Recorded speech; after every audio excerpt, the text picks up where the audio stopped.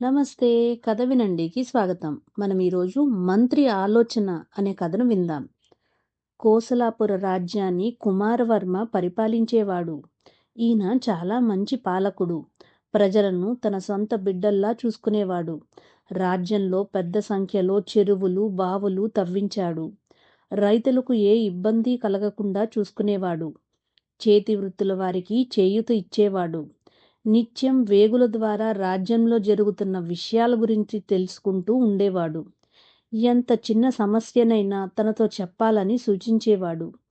ఓసారి గూఢాచారులు రాజుతో మాట్లాడుతూ, రాజా, రాజ్యం సుభిక్షంగా ఉంది, సంపద పెరిగింది, కానీ ప్రజలే కాస్త సోమరులుగా తయారవుతున్నారు, విపరీతంగా జబ్బు పడుతున్నారు అని చెప్పారు.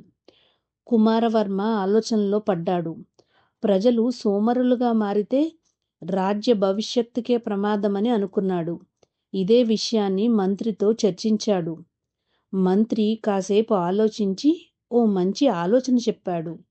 ఆ మేరకు ప్రతి గ్రామంలోనూ ఓ క్రీడా మైదానం ఏర్పాటు చేసుకోవాలని, ప్రతి వారం ఆటల పోటీలు నిర్వహించుకోవాలని ప్రజలకు రాజు ఆజ్ఞ జారీ చేశాడు. వారంలో ఒకరోజు రాజ్యంలోని ప్రజలందరూ శ్రమదానం చెయ్యాలని, రహదారులు బాగు చేసుకోవాలని, మొక్కలు నాటాలని, చెరువుల్లో బావుల్లో పూడిక తీసుకోవాలని దండోరా వేయించాడు. ప్రజలంతా ఉసూరుమన్నారు. అయినా రాజాజ్ఞ మీరకూడదు కదా, అందుకే ఇష్టం లేకపోయినా పాటించారు. కొన్ని మాసాలకు ప్రజల్లో సోమరితనం మటుమాయం అయ్యింది. రాజ్యంలో పచ్చదనం వెల్లివిరిసింది. రహదారులు బాగుపడ్డాయి. చెరువుల్లో బావుల్లో జలకళ సంతరించుకుంది.